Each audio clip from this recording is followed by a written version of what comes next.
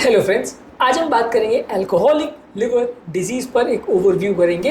Alcohol हमारे liver को ख़राब करता है, हम सब जानते हैं। बहुत सारे तरह से लिवर को डैमेज करता है, ये कम लोग जानते हैं। तो आज डिस्कस करेंगे कि कौन कौन से तरह से अल्कोहल हमारे लिवर को डैमेज करता है, क्या इसके रिस्क फैक्टर्स है, क्यों ये सबको नहीं होता है और जिनको होता है तो क्यों होता है, कैसे हम इसे डायग्नोज करते हैं और कैसे हम इसे ट्रीट करते हैं। ये सारी चीज़ों पर हम बात करेंगे। टॉपिक पर जाने से पहले जो लोग हमारे चैनल पर नए हैं उन्हें रिक्वेस्ट करूंगा कि चैनल को सब्सक्राइब करें, वीडियोस को लाइक करें, शेयर करें, फॉलो करें, कमेंट करें, पूरा देखें। टॉपिक इंपॉर्टेंट है इसलिए इसे अंत तक देखिएगा। चलिए शुरू करते हैं इंपॉर्टेंट वीडियो।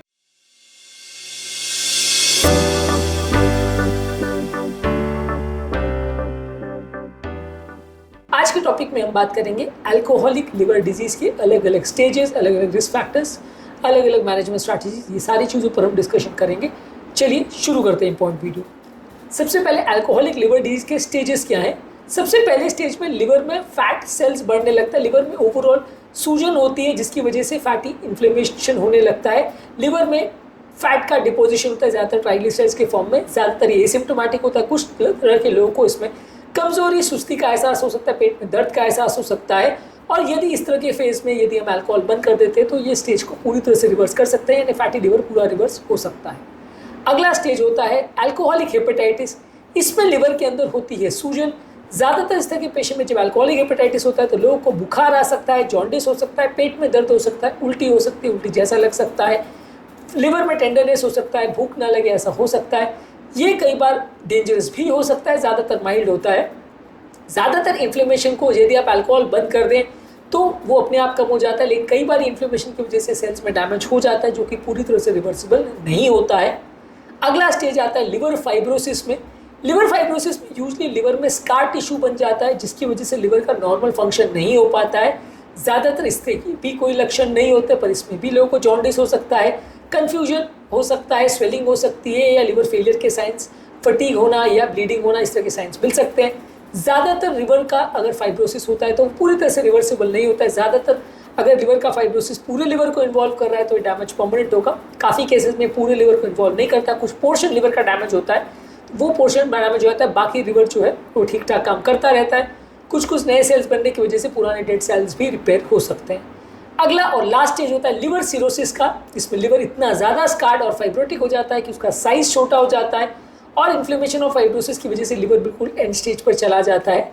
ज़्यादातर इस तरह के पेशेंट में लिवर फेलियर के साइन जैसे कि जॉन्डिस, फटीग होना, ब्लीडिंग ज़्यादा होना, बिना चोट लगे भी कई बार ब्रूजिंग का हो जाना, हाथ पाँव में सूजन का होना, पेट में पानी भर जाना, हेपेटिक एन्केफेलोपैथी होना या पेट में नसों का फूल जाना और वायरसेस से ब्लीडिंग होना, ये ज़्यादातर लक्षण इस तरह के प्रॉब्लम्स में देखे जा सकते हैं। ज़्यादातर लिवर का सिरोसिस अगर हो जाए तो ये इरिवर्सिबल डैमेज होता है, पूरी तरह रिवर्स नहीं हो सकता। इसमें लिवर कैंसर का भी रिस्क होता है। ज़्यादातर केस में एडवांस स्टेज पर लिवर में आपको ट्रांसप्लांटेशन की ज़रूरत पड़ती है। अब जानते हैं कि अल्कोहलिक लिवर डिजीज़ के रिस्क फैक्टर्स क्या होते हैं। ये हर एक को तो नहीं होता जो अल्कोहल पीता है, तो किन लोगों को ज़्यादा होता है। जितना ज़्यादा आप अल्कोहल पियोगे, जितने ज़्यादा ड्यूरेशन तक आप अल्कोहल पियोगे, उतना ज़्यादा रिस्क देखने को मिलेगा।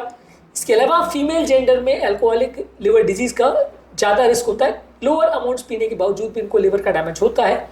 कुछ लोग की जेनेटिक प्रीडिस्पोजिशन होती है, जेनेटिक प्रोफाइलिंग ऐसी होती है जिसकी वजह से उनको अल्कोहलिक लिवर डिजीज बाकियों से ज़्यादा होता है। इसके अलावा कोई व्यक्ति को अगर माल न्यूट्रिशन का प्रॉब्लम भी है, यानी वो कोई न्यूट्रिशन नहीं ले रहा है, सिर्फ अगर अल्कोहल पी रहा है, तो वैसे व्यक्ति को भी अल्कोहलिक लिवर डिजीज होने का चांस ज़्यादा है। यानी खाना पीना नहीं खाए, सिर्फ अल्कोहल पिए, न्यूट्रिशन का ध्यान नहीं रखे, तो ज़्यादा रिस्क है इन कंपेरिजन टू कोई दूसरा व्यक्ति जो न्यूट्रिशन का ध्यान रख के अल्कोहल ले रहा है। तो सेम क्वांटिटी ऑफ अल्कोहल में मैल न्यूट्रिशन वाले व्यक्ति को ज़्यादा प्रॉब्लम होगी।